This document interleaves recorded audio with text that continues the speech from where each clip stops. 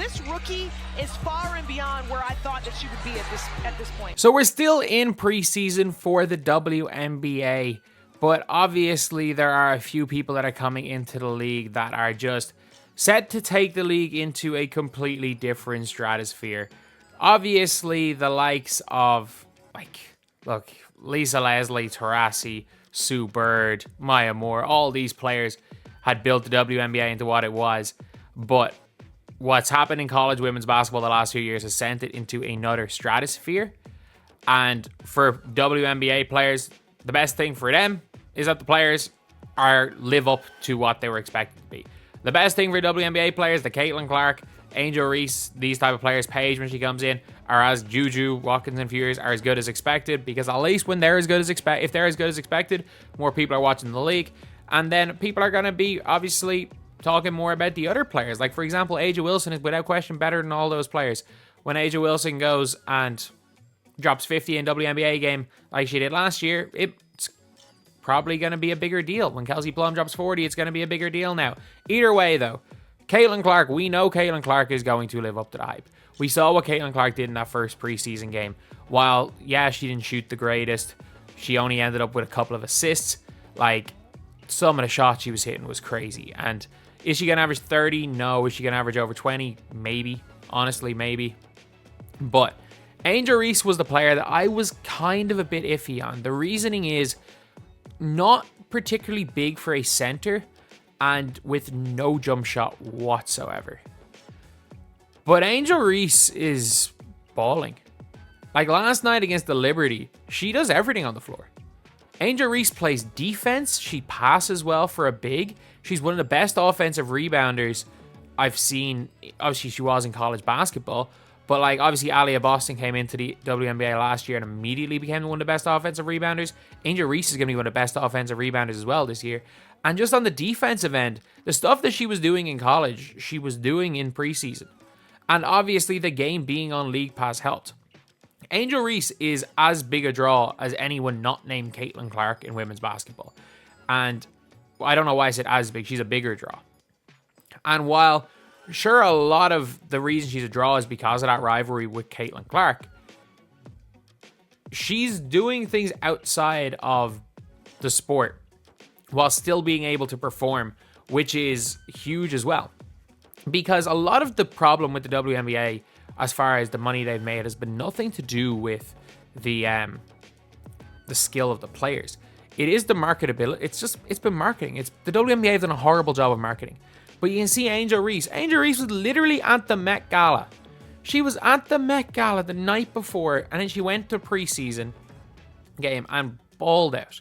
Did absolutely everything on the floor the night after going to the Met Gala. And then talking about afterwards how she's going to use all of her endorsement deals to basically get her teammates anything they want. So the villain act, which, judging by anything you've ever heard about her behind the scenes, anything you've heard about her from teammates, that whole villain thing was it was an act. It was an act. Obviously, as far as popularity, as far as almost notoriety, I can't even use popular. Neither one of those words work. But in terms of just relevance, it was a public thing where she almost played herself up to be the villain. When they were winning, she was playing herself up like she was the villain, that they were the villains, LSU. And obviously, now that she's no longer doing that, it's everything that's been said, you can hear behind the scenes about her, seems to be true. She just seems to be a really nice person. And the fact that she's being able to, she's Reebok athlete. Reebok don't have too much as far as basketball is concerned, so she's going to be pushed heavily with them. She's balling. She's doing things outside of basketball.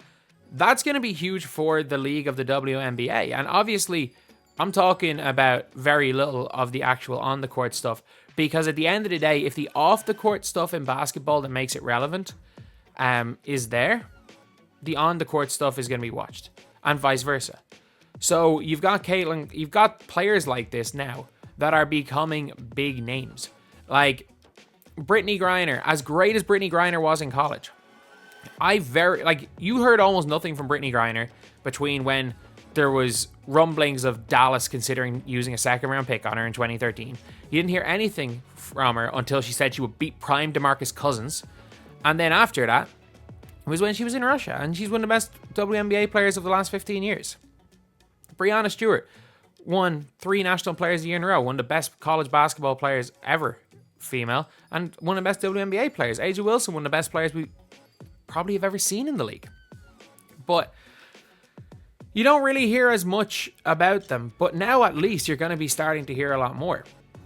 Because the more relevant the league is, the better it is. And as a fan of basketball, I'm happy.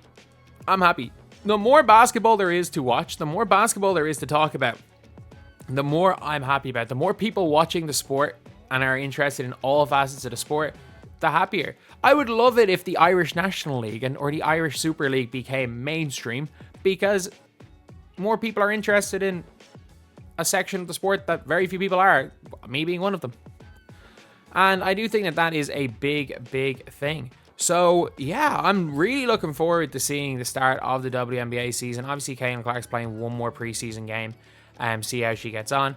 I think she's going to have a hell of a rookie year. I think Angel Reese is going to have a hell of a rookie year as well.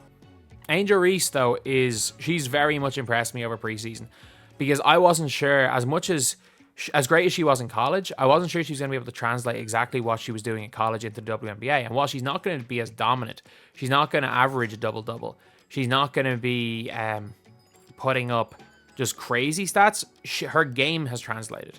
She can still do what she's doing at the higher level, which is get boards, play defense, switch, be versatile on that end. And if she develops a jump shot, any sort of a jump shot, she's going to be a seriously good player. And I didn't know how it was going to translate. Clearly, I should not have doubted her. Her all-around game is insanely, insanely good.